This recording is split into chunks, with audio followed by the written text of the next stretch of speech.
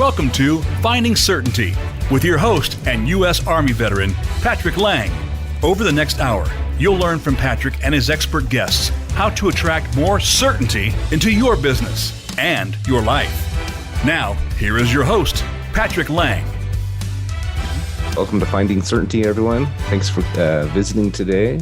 I'm with my good friends, Todd and Tamara Engwall of Destiny 508. Thanks for being here, guys. Oh, it's great to be here. Thanks for inviting us. Well, it's our pleasure. We're excited to hear from you and tell a little bit about your story today and what you're doing to help faith-based organizations across the country to really take back their rights, protect their liberties, constitutional liberties, freedom of speech, freedom to assemble, and so forth, with what I think is probably a little-known approach. I certainly wasn't aware of it till I met you two and was introduced to the process. So looking forward to the show today and sharing both your story and what you're doing to help organizations of this kind. So, I always start out our show by sharing just a couple of reasons why I invited you to be on the show. And first and foremost, I just referred to the fact that you're doing something that people need to know about. I think you have a lot of interest. We've received thousands of phone calls about it just in the last little while. What was it, over 4,000 calls asking for information? That obviously says there's some interest out there in what you're offering. Secondly, I was really inspired by your story and why you started Destiny 508. I love the backstory. I love the purpose, the mission that you've set out here on, and I think it's something that would resonate with our listeners. So, really appreciate you guys being here. I know you're on the road today. I think are you in a hotel room right now, or? Well, we're hiding out. We are at our daughter's house and using one of their extra rooms and to be able to be here. So yeah, we're on the road, but we brought our gear and video and audio equipment even for such a time as this. And we're blessed to be on the road and travel and meet a lot of our nonprofit leaders, ministry leaders around the country. We're traveling from Texas through California and heading up into Washington. We're in Washington right now. We have some more travel here coming up in the next month. Right. Well, I'm a road tripper. I did my last show in my last two shows, one in the middle of the hurricane down in Orlando. No. Literally, we were there in Orlando as it went right over our heads. And then the next week I did a show in Virginia. We were at Liberty University talking about what we do. So I'm, it's always a little more challenging when you're trying to work on the road, you're out of your element and so forth, but I appreciate you guys making it happen. So Absolutely. So let's jump into your story. I'd love to hear just a little bit about both of you, where you're from, and maybe how you met. Let's start at the very beginning, and then we'll get into a little bit of the backstory on Destiny 508. So ladies first, Tamara, you want to tell us about yourself? Yeah, absolutely. I am a very proud mom of 3. We have 12 grandkids. We actually have 8 kids together. And we got 2 grandkids, 1 great grandbaby, and 1 on the way. So they are the joy of our life. And the one thing we love about the 508c1a, I'm just going to throw this in here because it's what we call a legacy asset. So we have a daughter and a granddaughter working in the company, in the ministry with us. Mm-hmm. So it can carry on for generations. So we're super excited about that. So that's a big part of our life. And my background is I've been doing either nonprofit or government type of work administratively, as a mentor, as an educator for over 30 years. So this is my heart and my passion. I've tried the 508 or 501c3 route, in starting my own, and I crashed miserably at it. And my compassion for others who are starting a ministry, it motivates me to help them succeed.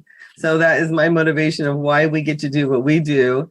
And I really love seeing nonprofit leaders succeed. So that's my passion of what I do.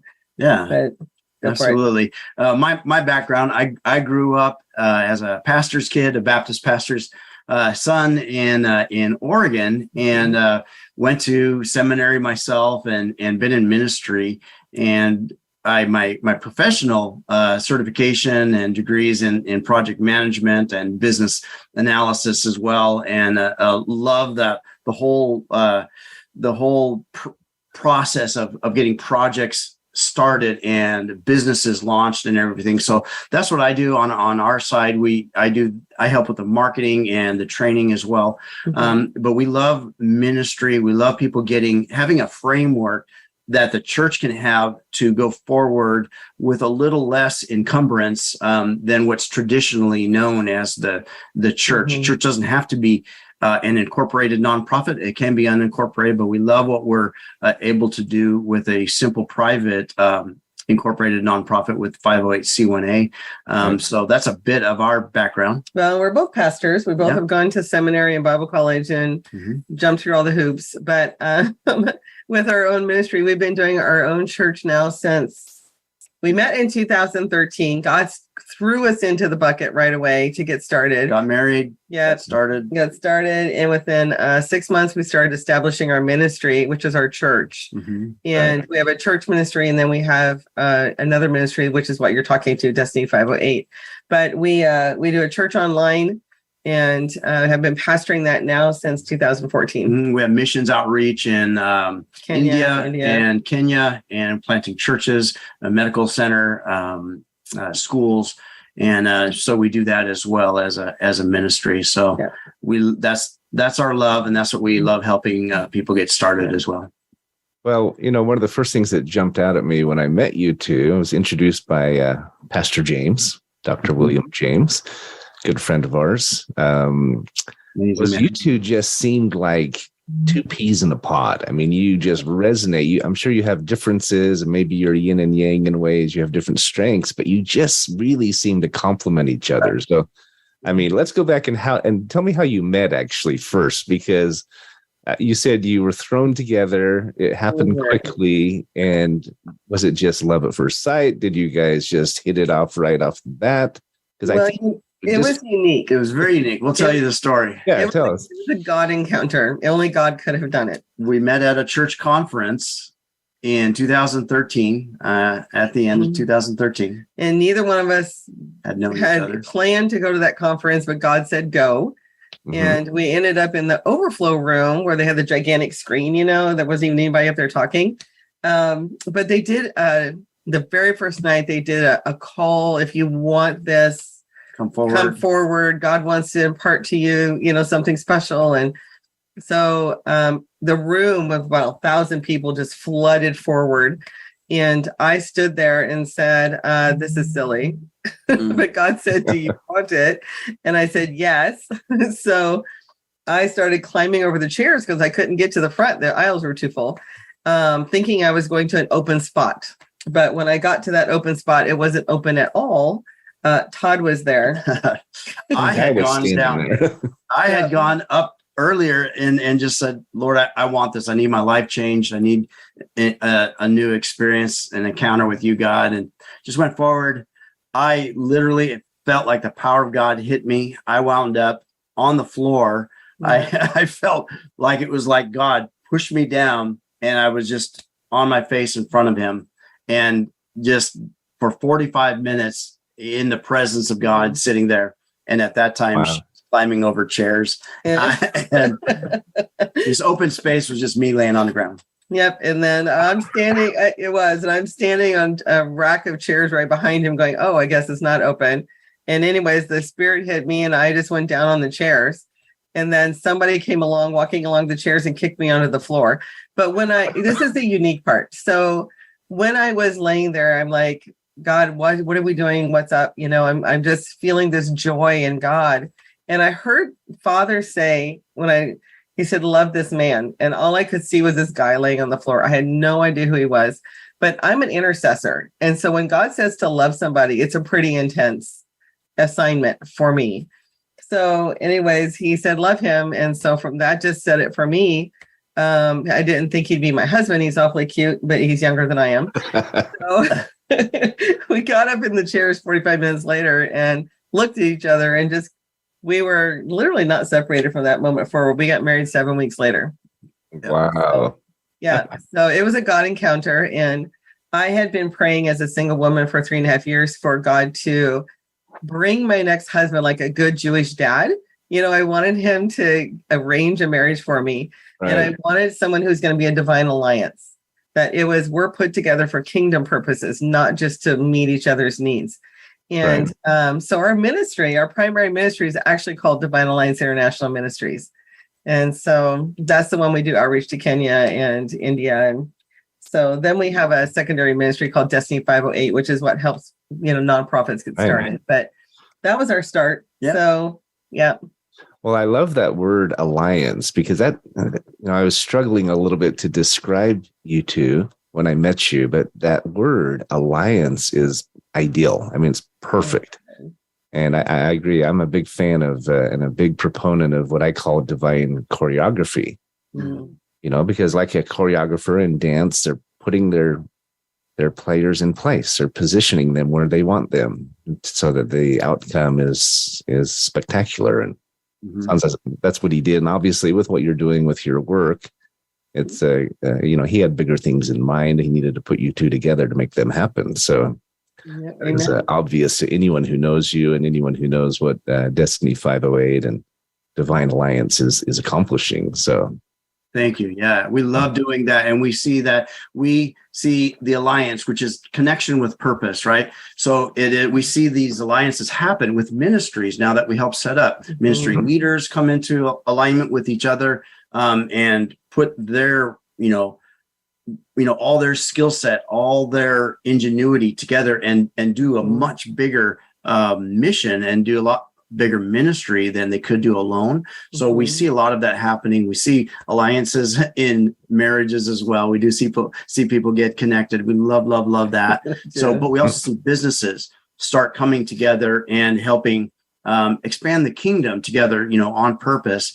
And that's what we love. That's why we help a lot of professional business leaders as well set up their own nonprofits, and right. We'll talk a little bit more about that too. And actually, that's how we found you. Was alliance through someone else. Yeah. Right. Well, our company, Certainty Management, provides resources and savings for businesses, nonprofit and for-profit. As you know, we're doing some things together with low-cost benefits and zero-cost fundraising and so forth. So. It's absolutely right. You're no man or woman is an island, right? We need to work together. We need help, because even if you're a really good pastor, you may not be a really good businessman. You may need help in these other areas. And in fact, you usually need help. I don't think it's a maybe, right? Well, so, I think your story, as we get into it, is really fascinating. I think there's a lot of people who will resonate with it, because I feel the same way in my business. I'm good at certain things, but I'm not an expert at social media. I'm not a marketing expert. I don't do my own accounting and my own legal. And, you have to surround yourself with professionals and experts who are better at those things than you, if you truly want to succeed. And that's where I think your nonprofit clients are benefiting so much. So there's a quote on your website, and let me just preface this by saying, on my show, there are different hosts do it differently. Some go into a deep bio on their guests.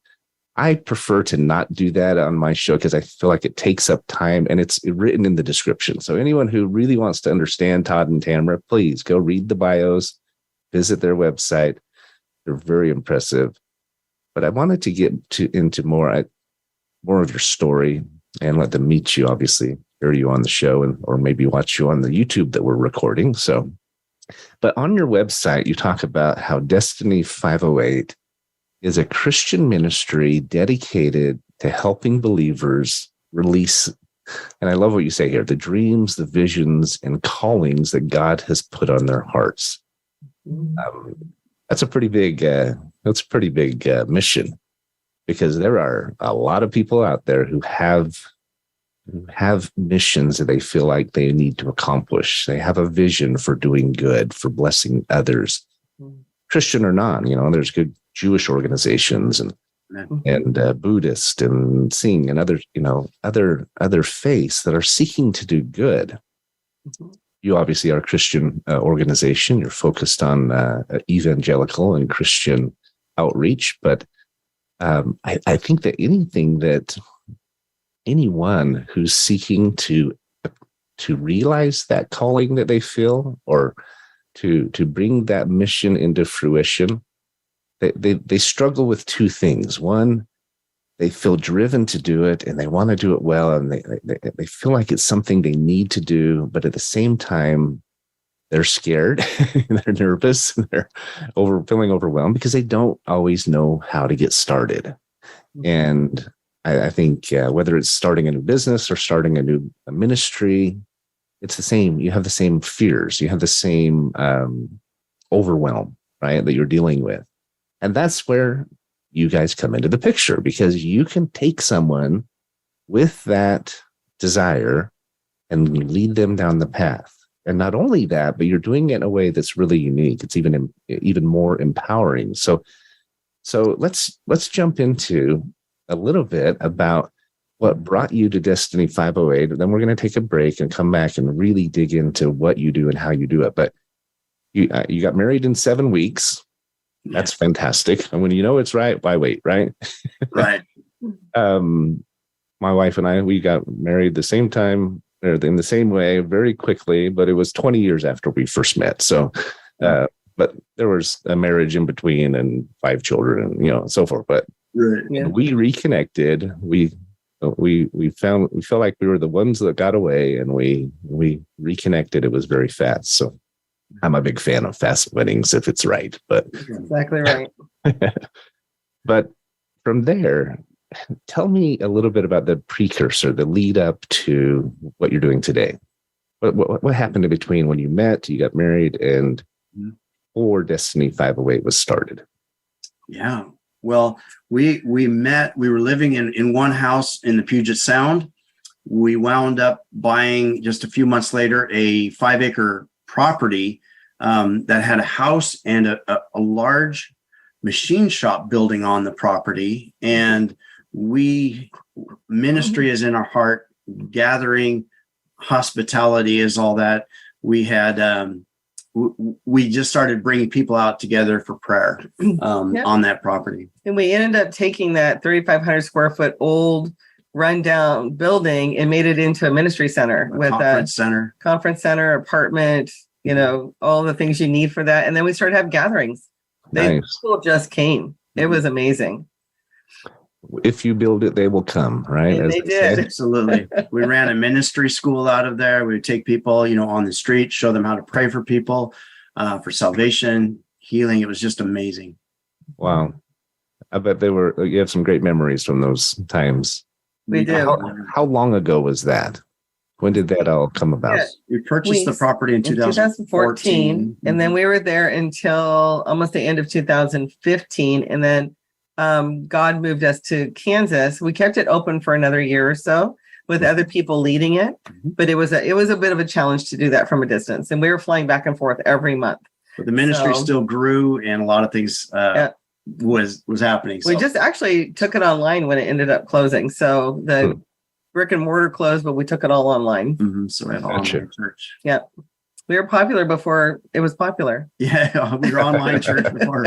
Yeah, that was all the rage. That's funny. Yeah, I remember. I've been using Zoom for years, 5-6 years, maybe, before people even knew what it was. I'd say, "Well, do you want to hop on Zoom with me?" And they'd say, "Zoom, isn't that a TV show?" The old Zoom television series. But anyway, so today everybody knows what Zoom is. So okay, so what happened next? You moved to Kansas initially.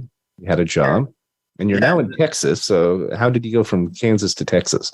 Wow. We move a lot because I was bivocational. My day job was for the electrical utility engineering industry. And so I went and helped start projects around the country. At that time, Kansas was my focus and was building a lot of electrical substations, transmission lines. In that state, my company needed to be out there. So that's how we wound up in Kansas. Yeah, for 2.5 years. Yeah. And we're doing ministry out there and traveling as well. So that allowed us, just to meet a lot of amazing people and help we continued through that time, helped start, 508c1a nonprofit churches around the country. We started doing that in about just after we got ours in 2014. Yeah. We started helping other people. Yeah. Interesting. Precursors of Destiny 508, huh? Yes, absolutely. All right. Well, guys, we're going to take a quick break, and then we'll come back and continue the conversation. We're talking with Todd and Tamara Engwall of Destiny 508 about what they're doing to help faith-based organizations to really take back their constitutional liberties, to be able to accomplish more without the limitations that federal government can place on 501c3s, right? Mm-hmm. So we'll be right back. Thanks, guys. Hold on tight.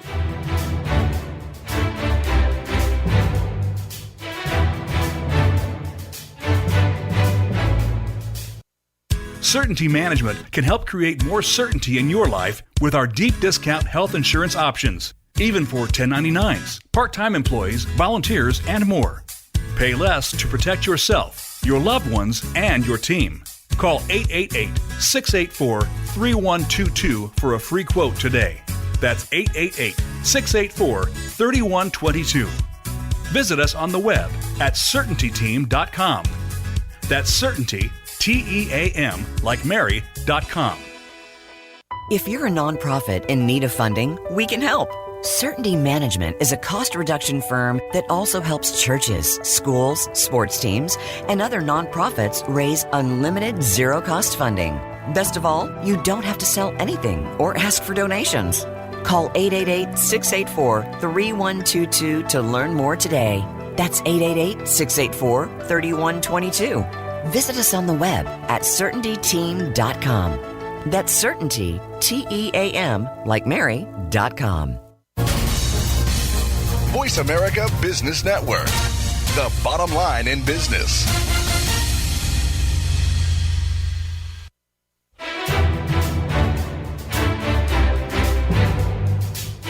You are listening to Finding Certainty with Patrick Laing. Have a question for Patrick or his guests? Join us on the show at 866-472-5790. That's 866-472-5790. Now, back to the show with Patrick. Welcome back, everybody. You're listening to Finding Certainty. Our special guests today are Todd and Tamara Engwall of Divine Alliance and Destiny 508. And we're talking about their story, about how they came from the Pacific Northwest to Kansas to Texas, maybe a few stops in between, but it's been a journey, hasn't it, guys? It has. It really has. It really has. We're telling about my time in Kansas. We were out there almost 3 years and ministering in a local church as well as support ministers there, and plus running our Divine Alliance ministry and doing outreach in Kenya. And it was starting back then. And we have a real good friend. He's our missions director, Pastor Samuel Kyoko. He also pastors a church in South Carolina. He came to the U.S. 20 years ago, got his seminary training, and then is now planting churches in Kenya. So we have 3 church plants. We were talking a little bit at the break that we've got started there. We've got seminary started, children's school started. We're just we've got the plans drawn up for the medical clinic. They are over an hour from medical help, and the babies are born in the homes, and there's no sanitation. And people are dying and getting sick unnecessarily because there's no medical facility. So we're building that there as well. In fact, we just had our first 5 truckloads of block delivered there, and for the medical clinic. So that's so it's going to be a 2-story clinic. We've got a local Kenyan architect drawing up the plans already, and those are beautiful. So we're doing that outreach there. Kenya's really taken off. Yeah, and we're still working on saving money to dig a well there. There's no well in the village. Yeah. So we're currently having to pay for water to be trucked in, which was fun when they built the baptismal, and their baptismal is like a work of art. Yeah. So to fill that thing up took quite a few truckloads. But it's its own building, actually. Its own little structure. It's really amazing what they do with culture. Mm-hmm. But it's beautiful. We love what we get to do there to make a difference in the world. Yeah. Mm-hmm. I bet. I've been able to do some mission work in my life, spent a couple of years as a full-time missionary. And I think when you get the opportunity to serve in that way, where you're looking outward, we spend so much of our time focused on our job, our business, our family. But when you do ministry or you do mission work and are focused outward, most people will say it was the best experience of their life, the best 2 years, the best summer, whatever it was. Mm-hmm. And I think it's because when we are focused outward, everything changes. Our priorities change, our heart changes. It's hard to explain until you've really experienced it, but it is absolutely a transformational event. So, okay, well, I'm really interested. I'm really enjoying your story, guys. You mentioned just briefly, Tamara, that your passion project, your first 501c3, it didn't work, right? And that's a precursor to why you started Destiny 508, because you didn't want anyone else to have to go through that. There's so many great missions out there, and just really good pastors and others that want to do good, but they need help, right? So do you want to talk a little bit about what you learned from that failure, and then we get into how you're helping fix it? Or should we just jump right into what you're doing as Destiny 508? Yeah, just a bit of a background. I was a National Highway Traffic Safety Administration car seat safety technician trainer. I traveled the country training people about that. And so I stepped out of that and went into starting my own nonprofit doing that, helping people get their car seats in, knowing that I was making a difference. It was the number one way kids were dying at the time. There's just a lot of passion in doing that. And what I discovered, though, is the administration of being a 501c3 using grant money was so burdensome. I couldn't do what I love to do. I had to train and hire and have other people do that work. And it sucked my passion out of me. And at the end of the day, at the end of 5 years of doing that, I was drained. I was burned out. It wasn't my, I was so broken. I felt like I failed in every way. It was really one of the lowest points in my life, but, professionally and internally. But what I did is I wallowed for a while. But what I did is I went back to college. I went to college and I got a degree in leadership and ministry so that I would know how to administrate something like that and how to work better in a ministry, because I called it a ministry. And so from that, when God called us into doing the 508s, doing it full time, helping ministries get started, what drove me passionately was I don't want anybody else to fail like that. And I failed from lack of knowledge. So if we can help people get the knowledge that they need to succeed at ministry leadership, wow. That puts them so much further down the road to success, because you can have a great heart with amazing passion. But if you don't know how to administer that, we love Miles Monroe, and Miles Monroe talks a lot about being an administrator in the kingdom. Mm-hmm. And that's exactly what we're helping people do. Step into that place of dominion over what God has given to them and administrate it well, so that the kingdom can advance here on earth the way God intended. Right. And we have, so that's why we do so much business management training. Right. A nonprofit is a business. It's just taxed differently. You still have to use good business principles. And that's why makes us different than any other kind of registering agent. We actually train. We give the business fundamentals. We teach people how to write their bylaws, how to get things set up, how to do ordination, the benefits, and how to do the marketing for the ministry, how to get the word out about the good that you're actually doing. In fact, it pushed us into starting our own software. So we have our own website and funnel and CRM builder that we got with some developers to help our nonprofit and ministry leaders and the businesses that support them have an online presence, because they weren't being found. We were struggling. We've been doing this, 8 years now. And we were telling our nonprofit leaders to go get your website built, get online, get a donate button on there so people can help you. And they just weren't doing it. So our passion to help people have the resources, have the training, this comes from a lot of failure. So thanks for asking. Thanks for bringing up a sore subject. Just kidding.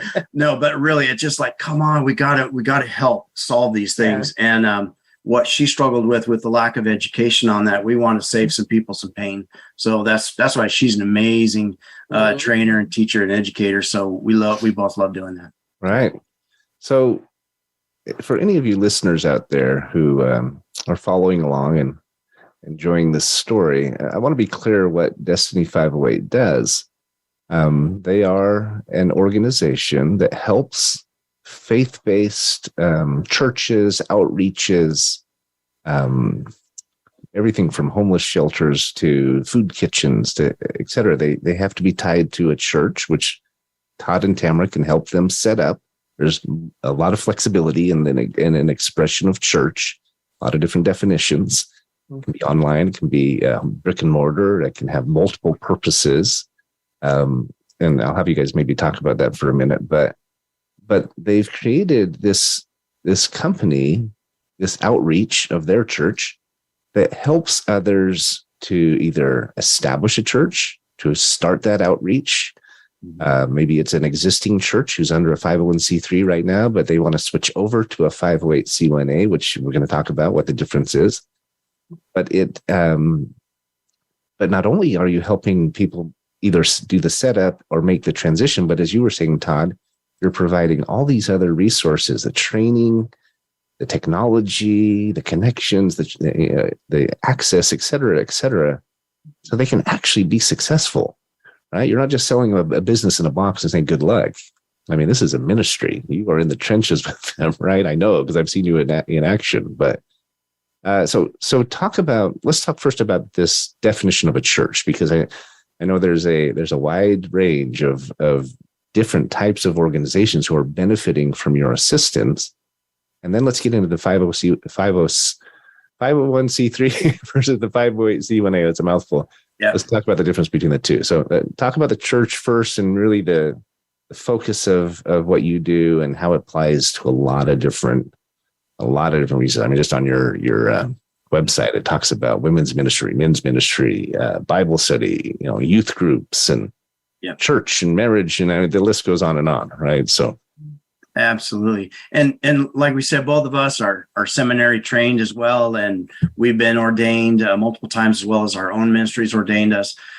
So we understand big church, but if you start looking at the New Testament, when Jesus established the church, Jesus was leading and meeting people's spiritual and physical needs in gatherings. He didn't carry, 4 walls in his steeple. So many of our clients and the people that we help are ministries that look a little more like Jesus, look in the way of the formation. When you look at it, it's like, okay, they're not doing maybe so much of the Sunday worship and they've got a building, but they're doing some of the gathering, but they're also helping people with practical needs and practical help and loving, letting the love of the Father flow through them in real tangible ways. And that's who introduced us to the 508, was a nonprofit ministry that was ministering on the streets. And they were bringing food to the homeless, and they would bring clothing, and they would pray and just take care of their spiritual needs there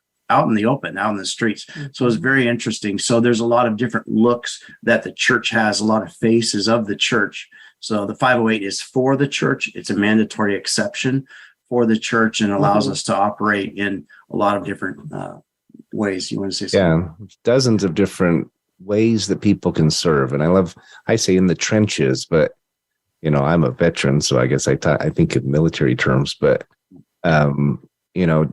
it's all about making a difference, right? We started this radio show, Finding Certainty.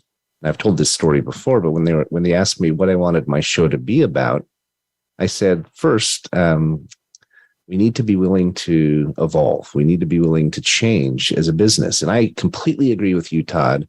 The only difference between a for-profit and nonprofit is the wword non. You still have to pay bills. You have to market yourself. You have to deal with accountants and attorneys and everything else, right?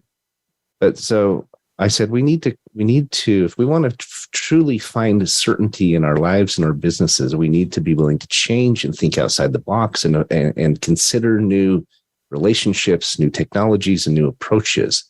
And that 508c1a is definitely that, right? But I said the other side of it is we need to work together. Right. There's too much division in the country. There's too, you vote different than I vote, or I go to church here, you go to church there. And I said, for us to truly make a difference, to truly create certainty in our nation, we need to work together. We need to serve together, even if we differ. We have a lot more in common than we have differences, right? We both want nonprofits to succeed. We both want business to be strong. We want our kids safe at school, et cetera, et cetera. So we've got a couple more minutes before our next break, but which one of you want to define what the 508c1a does that a 501c3 does not? Because it's a very important distinction. It is an important distinction from the perspective of the 508c1a is a mandatory exception to a 501c3. Mm-hmm. And it's only for those that are churches, auxiliary of churches, convention associations of churches. So basically, if you have a church or a faith-based organization, whether it's a big full-blown denomination like the Catholic Church, or it's just a small mom and pop kind of store, or you're meeting people in your living room, or right. You're just doing outreach, it doesn't matter. That's the designation that was meant to be for a church in 1969 that was passed into law. So it's part of the Internal Revenue Code. That's what the numbers mean. It's an Internal Revenue Code. So the 501c3 came into practice for churches in 1950s for political purposes. It was a completely political move that happened, that churches got put underneath that. So, and it was for the purpose of someone who was running for president who didn't want churches or his opponent going to churches and speaking out against him. So he passed a law that put churches underneath the 501c3 rules that said they cannot talk. They signed away their rights to freedom of speech, their First Amendment rights. So that's one of the biggest differences between the two, is the 508 gives you back your rights to freedom of speech. It gives you back your freedom of religion, everything of all First Amendment rights, constitutional rights come back to you as a 508c1a. Mm-hmm. See, that's no small statement. I mean, I think most people would be surprised to hear that as a 501c3, you've lost those rights. I think most people don't even realize that unless they're a pastor or a church leader dealing with it, right? Just the general public. I think that's a shocking truth to even be aware of, or to have made manifest. So it's a pretty big deal. Mm-hmm. It is a big deal. And part of it, when you become a 501c3, the jurisdiction of law, you're underneath the federal government. You have to have approval from the federal government to be in existence. A lot of people don't understand that either. So with the 508c1a, it's just by application. Nobody can tell you can or cannot have a church. At the state level. It's at a state You're level. You're filed as an incorporated nonprofit at a state level. You can certainly be a church unincorporated, but if you choose to be incorporated and have a corporate veil, just another layer of protection, you're filed at the state level. So the highest law in the land is Constitution. Next highest law is state law, and the lowest is the federal law. So people don't know that either. Filed at the state level. So very interesting. Very powerful.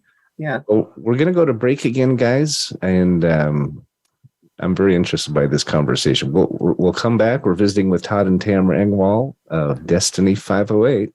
So don't go away. We'll be right back.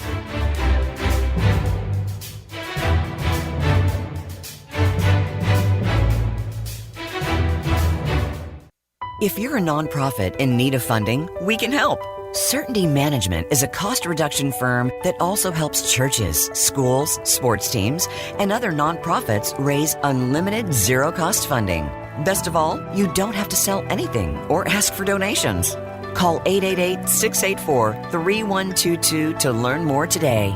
That's 888-684-3122. Visit us on the web at CertaintyTeam.com. That's Certainty, T-E-A-M, like Mary.com. Certainty Management can help create more certainty in your life with our deep discount health insurance options, even for 1099s, part-time employees, volunteers, and more. Pay less to protect yourself. your loved ones, and your team. Call 888-684-3122 for a free quote today. That's 888-684-3122. Visit us on the web at certaintyteam.com.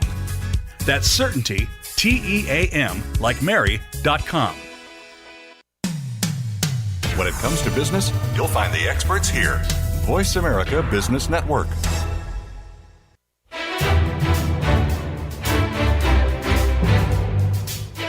You are listening to Finding Certainty with Patrick Laing. Have a question for Patrick or his guests? Join us on the show at 866-472-5790. That's 866-472-5790. Now, back to the show with Patrick. You're listening to Finding Certainty, and I'm with my special guests, Todd and Tamara Engwall of Destiny 508. We're discussing the differences between a 501c3 and a 508c1a and the really extraordinary benefits. They're simple, but they're powerful between the two. I wanted to just make a quick plug for your business services, though, Todd. You talked about how you provide marketing services and business services to help your clients succeed as a faith-based organization. Whatever their mission is, whatever their focus, you're helping them succeed. You're not just setting them up and leaving them. Mm-hmm.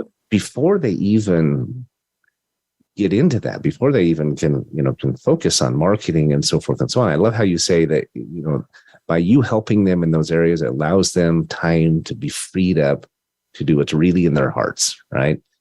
It's like a dentist who's really good at dentistry, and if he doesn't have to focus on the business side, he can do better dental work, or a contractor who's a roofer or something can focus on what he's really good at if someone else is dealing with the business headaches and marketing and so forth. You do the same thing for faith-based organizations. I think that's really important, but they really need to be set up right first.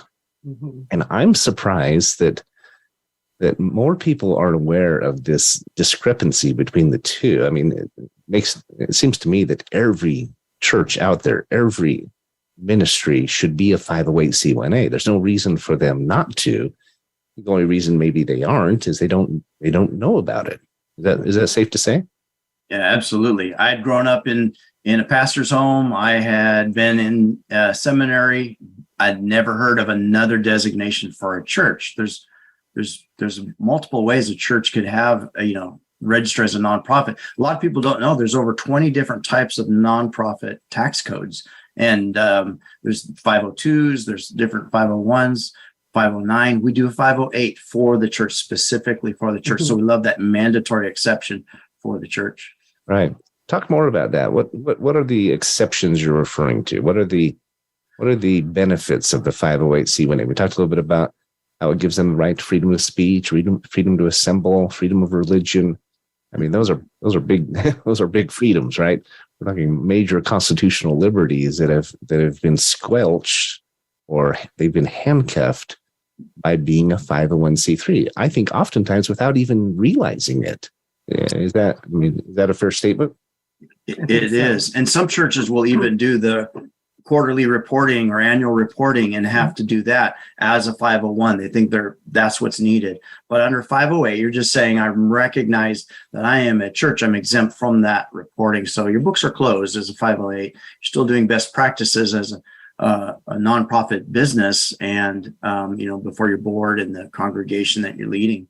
But it saves you time from all those reporting requirements. You don't have to have the staff for that now. If you're just a church, being recognized under the 508c1a saves you time, and you have more time for the mission.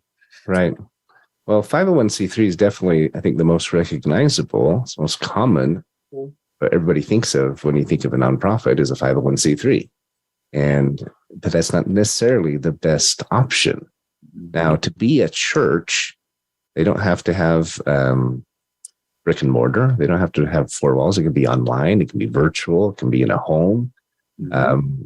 They don't have to even have a clearly defined Sunday service, right? It's a It's a very broad definition, which I think is important as people are considering ministries.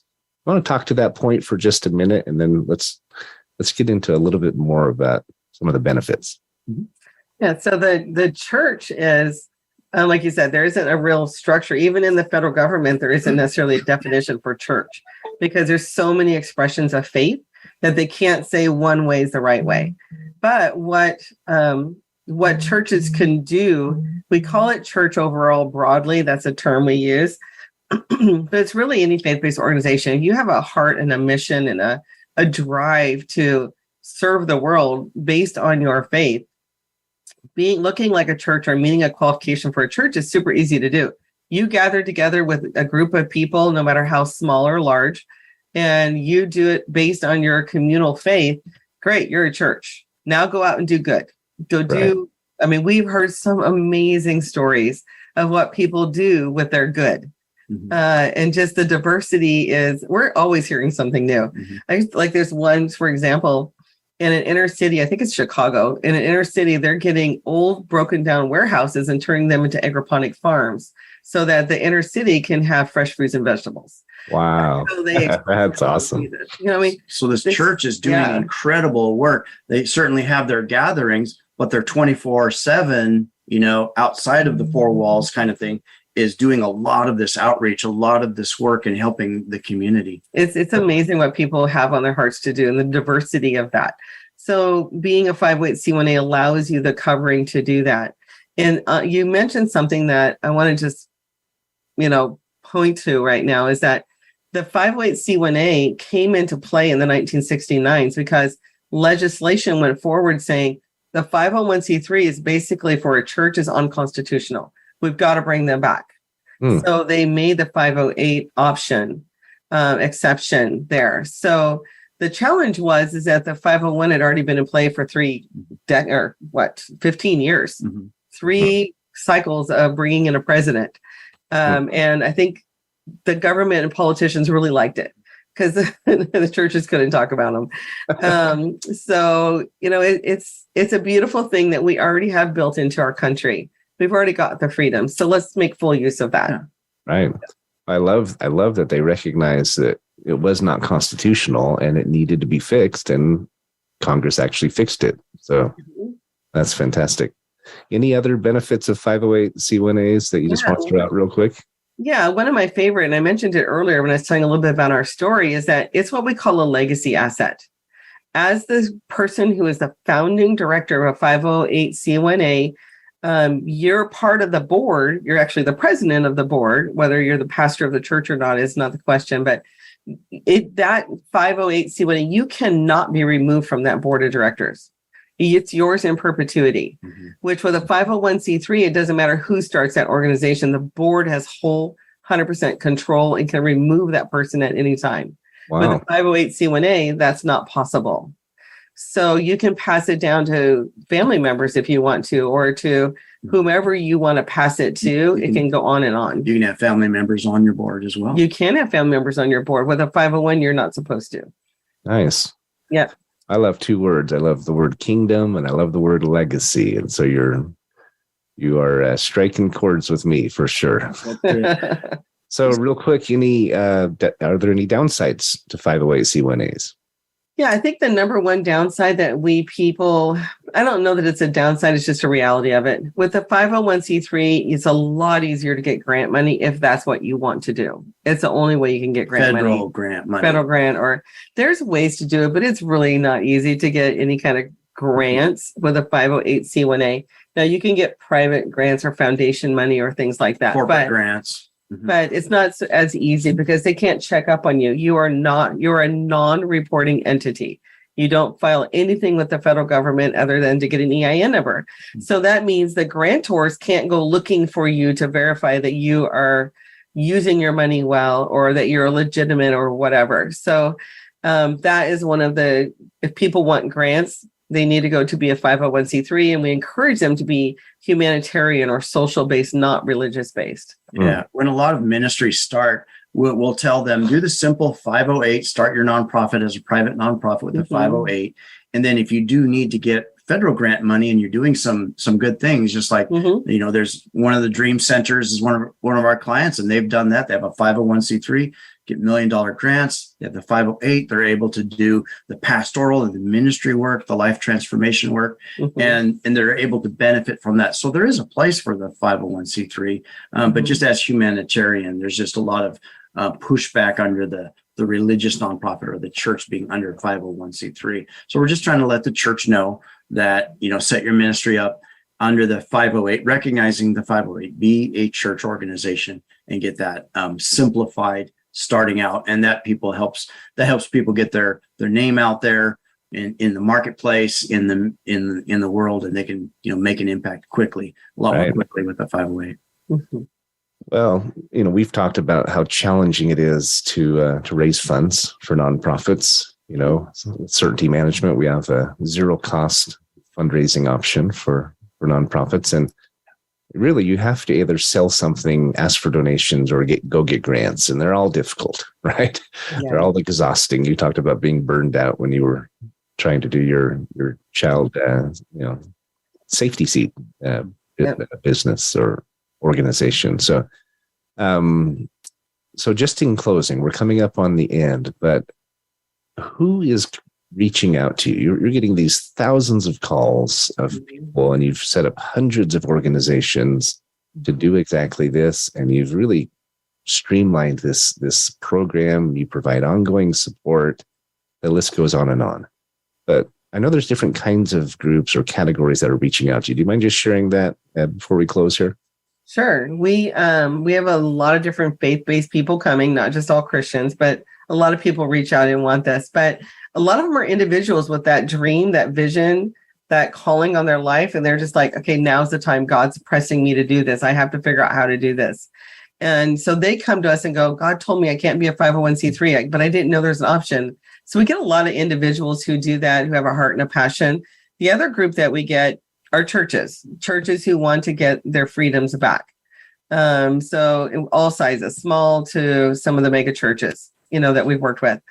We also have an interesting growing clientele. So we have some high net worth professionals, business leaders that are saying, hey, I want to be able to donate to a nonprofit. Can I start my own and hire a pastor or a leader to be able to take that nonprofit and run with it? They've actually done that, and they're able to get a tax benefit as well by funding their own nonprofit. So we get a lot of professionals and business leaders reach out to us. And you know what? There was a fourth one that I thought of the other day that come to us. We get calls from pastors who are in a denomination, a 501c3 denomination, but they have their own personal calling and something that they want to reach out with. And they say, can I start my own personal ministry, on the side? I just want to go downtown. Our church doesn't have the staff. We have enough staff to do the Sunday services, et cetera, but we don't have staff and an organization to get downtown and help the homeless. They start ministries like that or help broken marriages. We see a lot of that as well. So it's a lot of fun that way. Right. I'm sure it's a split between people wanting to start and existing churches who want to get their freedoms back and are dealing with where a morality issue is a political issue, and they want to be able to speak about things that are important to them. And so we are up against our time clock, but I've really enjoyed hearing what you guys do. I was aware of it already. We've got to know each other a little bit, but coming to understand it a little bit better. I think anyone out there, any of you listeners who have had something on your heart that you'd like to implement, you'd like to expand, or you're a church who wants more flexibility and more empowerment, please reach out to Todd and Tamara. Do you guys mind sharing just how they can get a hold of you real quick?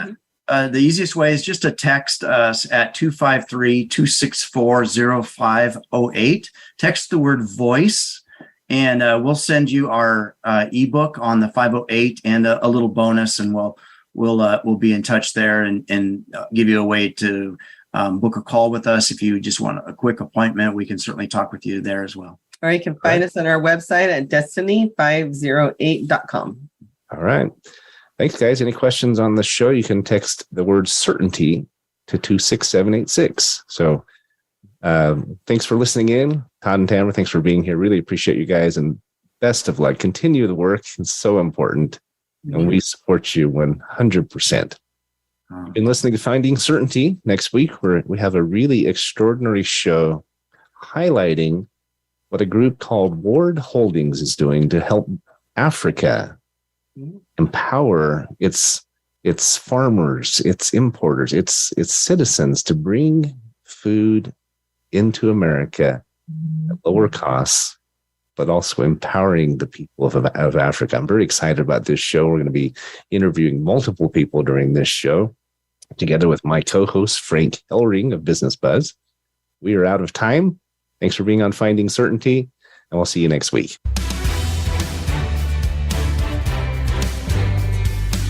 Thanks for tuning into today's episode of Finding Certainty. We hope you've gained some more insight into how to create more certainty in your own business or nonprofit.